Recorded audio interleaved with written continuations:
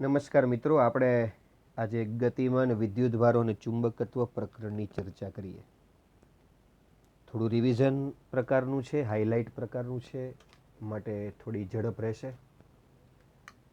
વર્ગખંડમાં આપણે જ્યારે આ ટોપિક અને ચેપ્ટરનો અભ્યાસ કર્યો હોય ત્યારે નોટમાં બધી વસ્તુઓ વિગતવાર લખાવેલી હોય, માઇન્ડ ચાર્ટ પણ બનાવેલો હોય, તો આ બધી વસ્તુઓ તમે અત્યારે તમારી સાથે સામે રાખજો તો થોડી ઝડપ થશે આપણને સમજવામાં. સૌથી પહેલાં આપણે જ્યારે ટોપિકની ચર્ચા કરી હતી કે ચુંબકીય ક્ષેત્ર ઉત્પન્ન કરવા માટે સૌપ્રથમ આપણે એક યાદચ્છિક આકારનો તાર લઈ અને બાયો-સાવર્ટના નિયમનો આપણે અભ્યાસ કરેલો હતો. સૌપ્રથમ આપણે યાદચ્છિક આકારના તારને સૂક્ષ્મ ખંડો ડીએલ સદિશમાં વહેંચી નાખેલો હતો. એવા કોઈ એક વિદ્યુત પ્રવાહ ખંડ વડે કે જ્યારે આમાંથી વિદ્યુત પ્રવાહ આઈ પસાર થતો હોય છે, આ સૂક્ષ્મ ખંડની લંબાઈ ડીએલ સદિશ, જેને આપણે વાહકની સૂક્ષ્મ સદિશ લંબાઈ કહેતા હોઈએ છીએ, જે સ્પર્શકની દિશામાં હોય છે. આમાંથી વિદ્યુત પ્રવાહ આઈ પસાર થતાં હવે આપણા માટે આ વિદ્યુત પ્રવાહ ખંડ આઈ ડીએલ સદિશ બની ગયો. હવે આ વિદ્યુત પ્રવાહ ખંડની સાપેક્ષે જે બિંદુનો સ્થાન સદિશ આર સદિશ છે એવા પી બિંદુ પાસે ઉદ્ભવતું ચુંબકીય ક્ષેત્ર આપણે શોધવું છે. તો બાયો-સાવર્ટના નિયમ મુજબ ડીબી સદિશ બરાબર μ0/4 પાઈ આઈ ડીએલ સદિશ ક્રોસ આર કેરેટ છેદમાં આર સ્ક્વેર સૂત્ર વડે આપણે ચુંબકીય ક્ષેત્ર આપી શકતા હોઈએ છીએ. હવે અહીં આર કેરેટ આપણે લખેલો છે. આપણે જાણીએ છીએ કે કોઈ પણ સદિશનો એકમ સદિશ એટલે સદિશમાં છેદમાં તે સદિશનું માન. એવું આપણે અહીંયા કરવા જઈશું તો આર સદિશના છેદમાં આર સદિશનું માન કરવા જઈશું તો અહીંયા થઈ જશે આરનો ઘન. હવે જ્યારે આપણે આનું મૂલ્ય લેવા જઈશું કે ડીબી સદિશ જો માનાંકમાં હોય તો μ0/4 પાઈ, અહીં ક્રોસ ગુણાકાર છે. ક્રોસ ગુણાકાર હોવાથી અહીં થઈ જશે આઈડીએલ આર સાઇન થીટા છેદમાં આર ઘન. હવે તમે જુઓ છો કે અહીં જે થીટા મેં મૂકેલો છે આ બંનેના ક્રોસ ગુણાકાર રૂપે મૂકેલો છે. એટલે થીટા જે છે આઈડીએલ અને આર સદિશ વચ્ચેનો ખૂણો થયો. આકૃતિમાં અહીં આઈડીએલ તથા આ તરફ છે એટલે અહીંયા ખૂણો બનશે થીટા. હવે અહીં આર અને આર ઘન હોવાથી અહીં આપણે કેન્સલ કરીએ તો ડીબી બરાબર μ0/4 પાઈ આઈડીએલ સાઇન થીટા છેદમાં આર સ્ક્વેર, આવું સૂત્ર આપણને મળી જશે, જે બાયો-સાવર્ટના નિયમનું આપણું મૂલ્ય છે. આ જે સૂત્ર છે એ આપણને આ બિંદુ પાસે કોઈ એક ખંડ વડે ઉદ્ભવતું ચુંબકીય ક્ષેત્ર દર્શાવે છે. આ સમગ્ર તાર વડે ઉત્પન્ન થતું ચુંબકીય ક્ષેત્ર નથી. અહીં ઘણી વખત ગુજકેટમાં પ્રશ્ન પૂછવા માટે થઈને આ સૂત્ર રકમમાં અથવા પ્રશ્નમાં જ આપી દેવામાં આવે છે અને કહેવામાં આવે કે થીટા એ ખાલી જગ્યા અને ખાલી જગ્યા વચ્ચેનો કોણ છે. વિદ્યાર્થી મિત્રો ક્યારેક ઉતાવળમાં ભૂલ કરી બેસતા હોય છે અને આ જ સૂત્ર સામે હોવાથી થીટા એ આઈ તથા ડીએલ વચ્ચેનો ખૂણો હોય એવું લખીને આવતા હોય છે. આપણે જોઈ શકીએ છીએ કે અહીં આઈડીએલ તથા આર વચ્ચેનો ખૂણો છે. ચુંબકીય ક્ષેત્ર જે છે અંતરના વર્ગના વ્યસ્ત પ્રમાણમાં છે. તો આપણે એક એક નાના પોઈન્ટ્સ એવી રીતે યાદ રાખવા પડશે જે કદાચ ગુજકેટમાં ક્યાંક પૂછી શકાય કે ચુંબકીય ક્ષેત્ર માટે બાયો-સાવર્ટનો નિયમ વ્યસ્ત વર્ગનો નિયમ છે. વિદ્યુત માટે કુલમનો નિયમ કે ગુરુત્વાકર્ષણ માટે જે ન્યૂટનનો સાર્વત્રિક નિયમ છે એ પણ વ્યસ્ત વર્ગના નિયમો છે. કે Q1 Q2/r² અથવા GM1 M2/r², એ પણ અંતરના વર્ગના વ્યસ્ત પ્રમાણમાં હોય છે. હવે વાત આવે આ ચુંબકીય ક્ષેત્રની દિશાની. તો જ્યારે આપણે દિશા શોધવા જઈશું તો અહીં ક્રોસ ગુણાકાર છે. આપણે જાણીએ છીએ કે જ્યારે ક્રોસ ગુણાકાર હોય છે, બે સદિશોનો સદિશ ગુણાકાર આઈડીએલ સદિશ ક્રોસ આર સદિશ, બે સદિશોનો સદિશ ગુણાકાર, તો મળતો જે જવાબ છે એ હંમેશા કેવો હોય છે? સદિશ હોય છે. આની દિશા આપણે જમણા હાથના સ્ક્રૂની રીત ઉપરથી શોધી શકીએ છીએ. રીત આપણને આવડે જ છે. એ સિવાય આપણે વર્ગખંડમાં એક આ રીત સમજાવેલી છે. પ્રથમ આંગળી આપણે પ્રથમ સદિશમાં રાખવાની હોય છે, બીજી આંગળી બીજા સદિશમાં, એટલે અંગૂઠો આપણને જવાબની દિશા બતાવતો હોય છે. હવે આમાં જ આપણે જો આગળ એવી વસ્તુ જોવા જઈએ કે વિદ્યુત પ્રવાહ ખંડ એના વડે જ્યારે ચુંબકીય ક્ષેત્રની વાત હોય તો એનો આધાર જે છે એ ખૂણો થીટા ઉપર છે. માની લઈએ કે અહીંયા આપણે આઈડીએલ સદિશ આની દિશા આપણે લંબાવીએ અત્યારે કાલ્પનિક રીતે, તો આ જે રચાશે આને બોલાશે વિદ્યુત પ્રવાહ ખંડની અક્ષ. હવે આ જે વિદ્યુત પ્રવાહ ખંડની અક્ષ આપણે દોરી તમને આના ઉપર કોઈ બિંદુ આપી દેવામાં આવે, જેમ કે અહીં કોઈ બિંદુ આપણે પી પસંદ કર્યું કે અહીં ચુંબકીય ક્ષેત્ર જોઈએ છે, તો આઈડિયલ સદિશ એની દિશા સ્પર્શકની દિશામાં છે જ, પણ હવે ખંડની સાપેક્ષે જે આર સદિશ આપણે આમ દોરતા આ બિંદુ પાસે, એ બિંદુને બદલે આપણે અહીં ચુંબકીય ક્ષેત્ર શોધવું છે, તો આર સદિશ એ દિશામાં દોરવાનો થશે. પરિણામે આઈડિયલ સદિશની દિશા તથા આર સદિશની દિશા એક જ થતી હોવાથી આ બંને સદિશો સમાંતર થઈ જશે, બંને વચ્ચેનો ખૂણો શૂન્ય થઈ જશે, અને એ ખૂણો શૂન્ય અહીંયા જ્યારે મૂકશું તો આની કિંમત જઈ શૂન્ય થઈ જશે. એ જ રીતે જો આપણે અહીંયા કોઈ પણ બિંદુ પાસે લેવા આવશું ચુંબકીય ક્ષેત્ર, તો આઈડિયલ સદિશની દિશા વિદ્યુત પ્રવાહખંડની સ્પર્શકની દિશામાં જ છે, પરંતુ આ બિંદુઓ પાસે ચુંબકીય ક્ષેત્ર શોધવા માટે આ ખંડની સાપેક્ષે સ્થાન સદિશ આમ દોરશું તો બંને વચ્ચેનો ખૂણો જે છે એ પાઈ થઈ જશે, તો પણ અહીં ચુંબકીય ક્ષેત્ર શૂન્ય થશે. એટલે આ વસ્તુ આપણે શોર્ટકટમાં એવી રીતે યાદ રાખી લઈએ કે વિદ્યુત પ્રવાહખંડની આખી જે અક્ષ છે એના પરના કોઈ પણ બિંદુએ ચુંબકીય ક્ષેત્ર આપણને શૂન્ય મળશે. એ જ વસ્તુ આપણે સુરેખ તારમાં પણ આપણે લાગુ પાડી શકીએ કે કોઈ પણ પ્રકારનો જો સુરેખ તાર હોય તો આ સુરેખ તારમાં અહીંયા આપણે આવી એક અક્ષ બનાવી નાખી, આ અક્ષ ઉપર આવેલા કોઈ પણ બિંદુ પાસે ચુંબકીય ક્ષેત્ર આ તાર વડે કેવું થશે તો કે શૂન્ય. બીજી વાત આપણે એવી કરી કે જે યાદચ્છિક આકારનો આપણે જે તાર પસંદ કરેલો છે મિત્રો, હવે એ યાદચ્છિક આકારના તારની વિદ્યુત પ્રવાહખંડની અક્ષ ઉપર આપણે ચુંબકીય ક્ષેત્ર શૂન્ય લીધું, પરંતુ સાથે સાથે એક વસ્તુ જરૂરથી નોંધવી જોઈએ કે અહીં જ્યારે હું આ ખંડની વાત કરું છું એનો સ્થાન સદિશ આઈડિયલ સદિશ સ્પર્શકની દિશામાં છે, અને એની વિદ્યુત પ્રવાહખંડની વાત કરીએ છીએ તો અહીંયા કોઈ પણ બિંદુ પાસે ચુંબકીય ક્ષેત્ર શૂન્ય છે, માત્ર આ ખંડ વડે જ છે. આ તારની અંદર બીજા અનેક ખંડો છે, એ ખંડો વડે આમાંના કોઈ બિંદુ પાસે ચુંબકીય ક્ષેત્ર ઉદ્ભવી શકતું હોય છે, જે પણ આપણે સૂત્ર દ્વારા શોધી શકીએ છીએ. હવે આપણે વર્ગખંડમાં ભણાવેલી રીત યાદ કરો, આપણે આ તારમાંથી સમગ્ર તાર વડે ઉત્પન્ન થતું ચુંબકીય ક્ષેત્ર જે બાયો-સાવર્ટના નિયમનું સંકલન કરીને આપણે શોધેલું હતું, અને એ જ વસ્તુને પછી આપણે સુરેખ તારમાં લાગુ પાડેલી હતી. જેમ કે એક સુરેખ તાર AB માંથી જ્યારે વિદ્યુત પ્રવાહ I પસાર કરીએ છીએ, હવે આ તારથી અહીંથી R જેટલા લંબ અંતરે આવેલા કોઈ P બિંદુ પાસે આપણે ચુંબકીય ક્ષેત્ર શોધવું છે, તો આપણે શું કરેલું હતું કે કોઈ પણ એક ખંડ પસંદ કરી એના વડે ચુંબકીય ક્ષેત્ર શોધેલું, અને પછી એ ચુંબકીય ક્ષેત્રનું આપણે A થી B સુધી સંકલન કરેલું. પણ અત્યારે આપણે એ વસ્તુની જરૂર નથી. JEE નીટ ગુજકેટમાં અત્યારે આપણે માત્ર સૂત્ર ઉપર ફોકસ કરીએ છીએ, એટલે અહીંયા આ તારને આપણે પરિમિત તાર ગણી અને પરિમિત તારનું ડાયરેક્ટ સૂત્ર યાદ રાખીશું, μ0I/4πr. હવે અહીંયા જ્યારે આ સૂત્રમાં આપણે વાત કરીએ તો જે બિંદુ પાસે તમારે ચુંબકીય ક્ષેત્ર શોધવાનું છે એને તારના બંને છેડાઓ સાથે આપણે જોડીએ છીએ, અને અહીં બંને તરફના ખૂણાઓ અનુક્રમે ધારો કે કોઈ પણ નામ આપી શકાય, θ1 θ2 આપીએ છીએ અત્યારે, તો અહીંયા આપણે sin θ1 + sin θ2 આ રીતનું સૂત્ર મૂકીએ છીએ. જો મિત્રો અત્યારે હાઇલાઇટ છે, થોડું આપણે ઝડપથી જઈશું. μ0 શું છે, 4π10⁻⁷ ટેસ્લા મીટર પ્રતિ એમ્પિયર, આવી બધી ચર્ચાઓ કરવાની અત્યારે કોઈ જરૂરિયાત નથી. આપણે અત્યારે ફક્ત સૂત્રો જ યાદ કરીએ છીએ, એટલે કે એક પ્રકારનું આપણે ચેપ્ટરનું હાઇલાઇટ જોઈ રહ્યા છીએ. હવે અહીંયા મેં બિંદુ પાસેના ખૂણાઓ જ્યારે મૂક્યા છે ત્યારે મેં સાઇન વિધેયનો ઉપયોગ કરેલો છે, પરંતુ જો આપણે ખૂણાઓ અહીંના પસંદ કરીશું α1 α2 એટલે કે તારના છેડાઓ પાસેના ખૂણા, તો આપણે અહીં સાઇનની બદલે આપણે cos α1 + cos α2 સૂત્રનો ઉપયોગ કરી શકીશું. હવે અહીં આપણે સૂત્રો મૂકીએ છીએ, એના દ્વારા આપણને જે મૂલ્ય મળે છે, સાથોસાથ આપણે દિશાની પણ ચર્ચા કરવાની થતી હોય, તો એક નિયમ તો આપણે જાણીએ જ છીએ કે કોઈ પણ તારમાંથી પ્રવાહ આ રીતે પસાર થઈ રહ્યો છે તો જમણા હાથમાં તારને એવી રીતે પકડવો કે જેથી અંગૂઠો પ્રવાહની દિશામાં રહે અને આંગળીઓ તાર ઉપર વીંટળાય.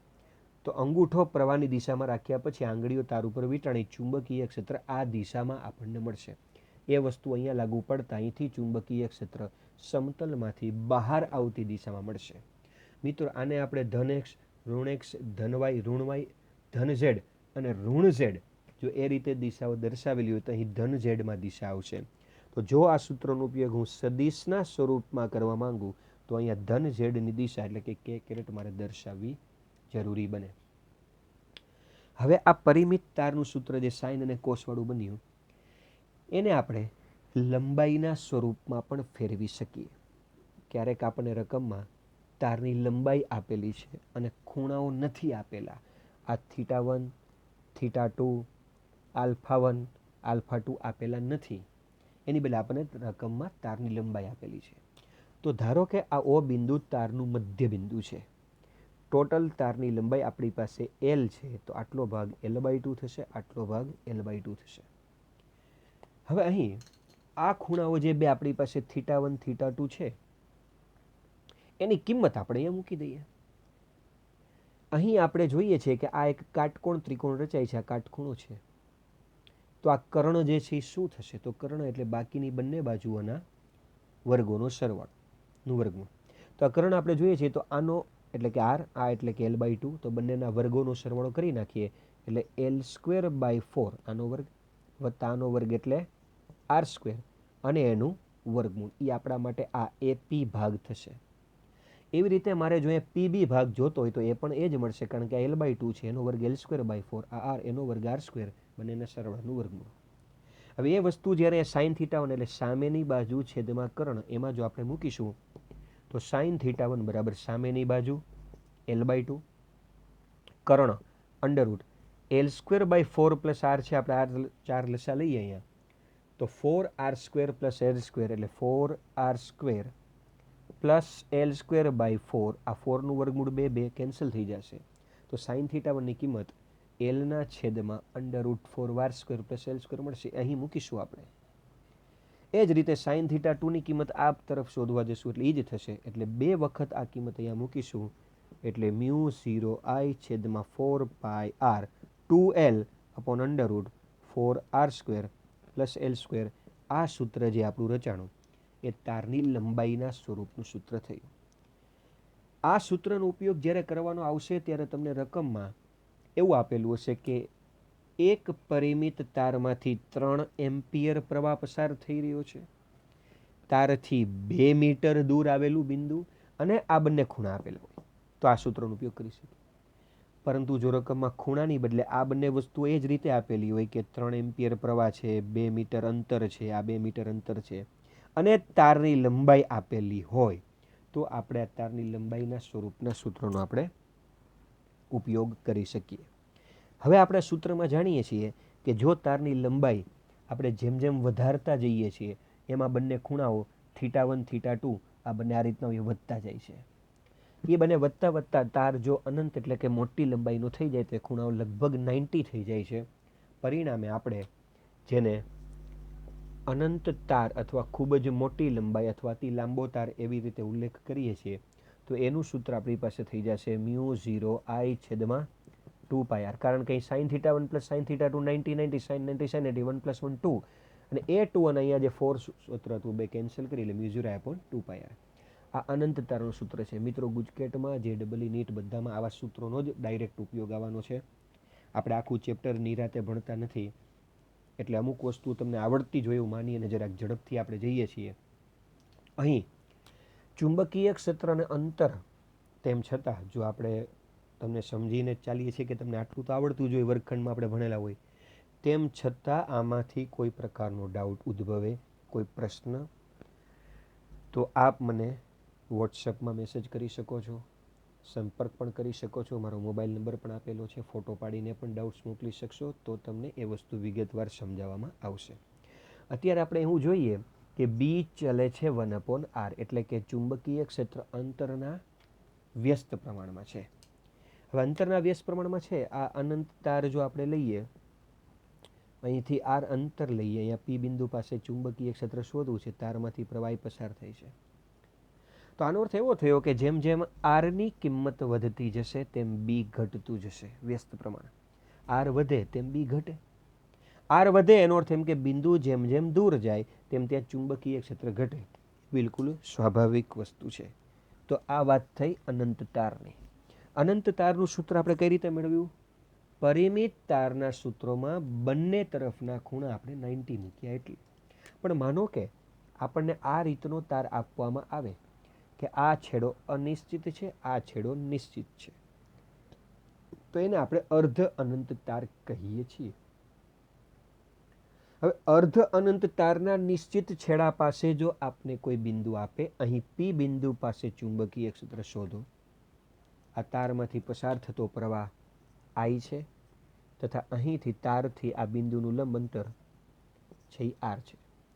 તો આપણે શું કરીશું કે જે કોઈ બિંદુ અહીંયા હોય તો આ બાજુનો ખૂણો θ1 હોય, આ બાજુનો ખૂણો θ2 હોય.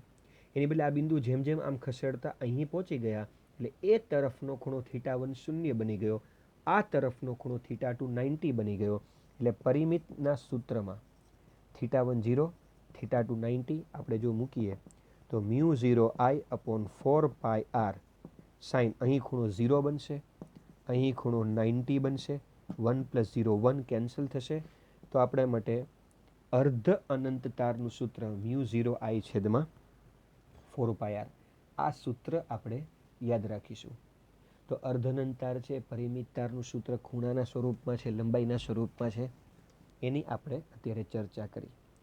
જો આલેખ વિશે તમને પ્રશ્ન પૂછાય તો અનંત તાર માટે આપણે જોયું કે b બરાબર μ0I/2πr, b ચલે છે 1/r.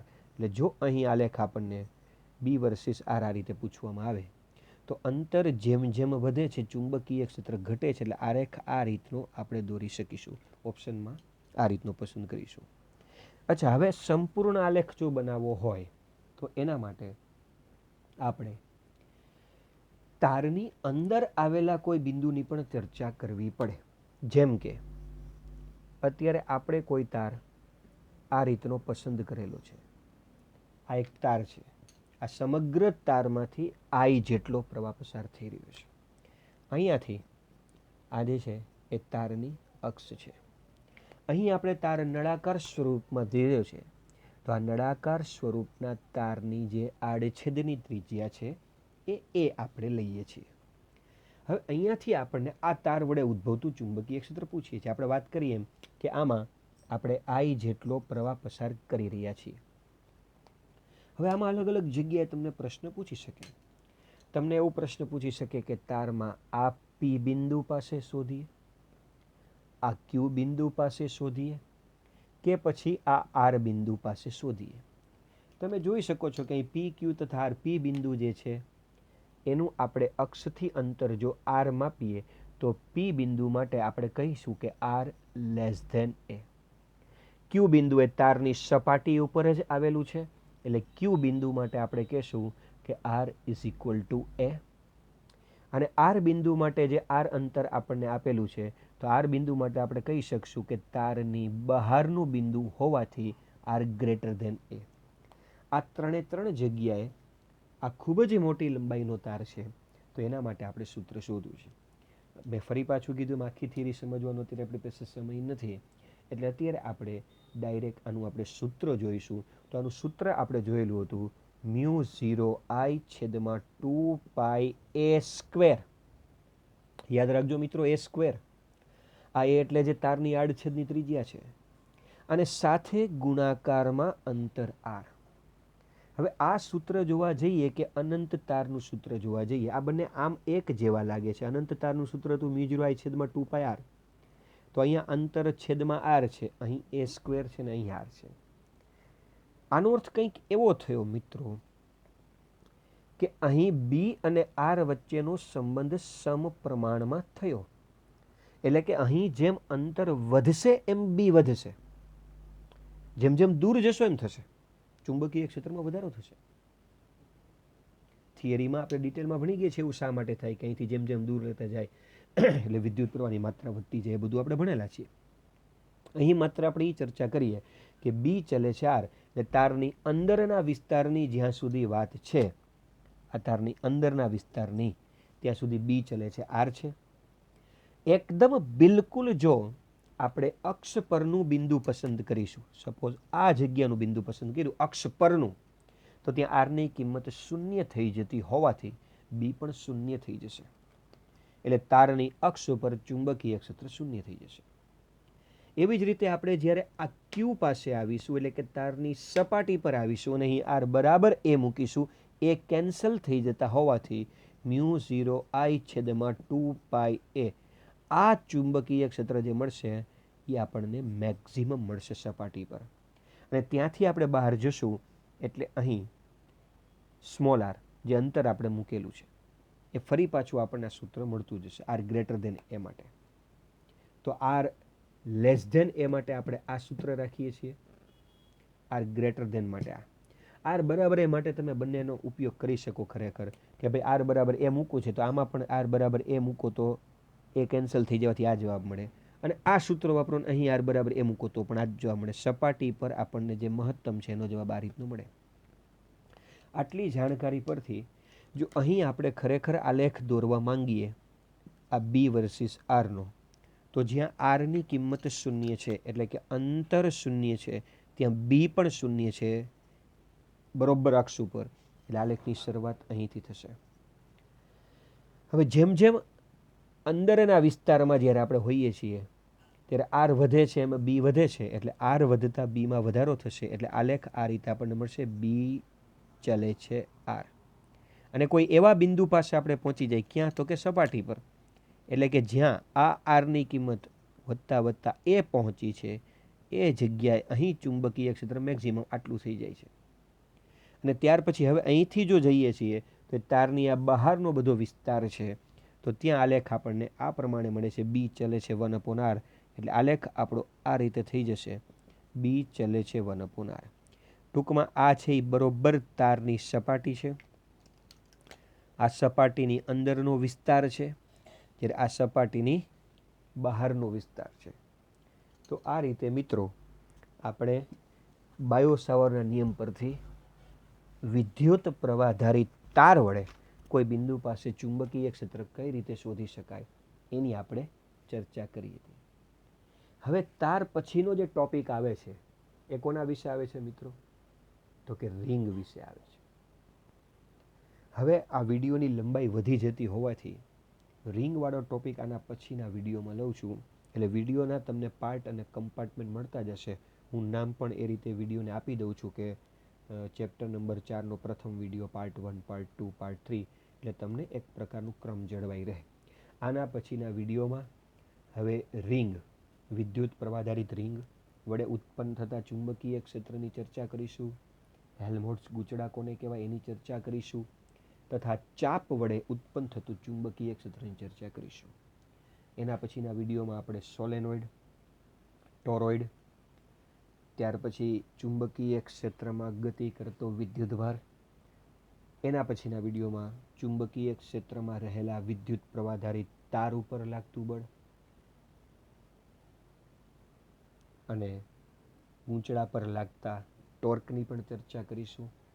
એક વિડીયોમાં આપણે સાયક્લોટ્રોન તથા સાયક્લોટ્રોનની અંદર આવતા તમામ જે સૂત્રો છે એના ઘણા બધા શોર્ટકટ્સ છે કે જે આપણને ફટાફટ MCQ સોલ્વ કરવામાં મદદ કરે છે JEE નીટ ગુજકેટના.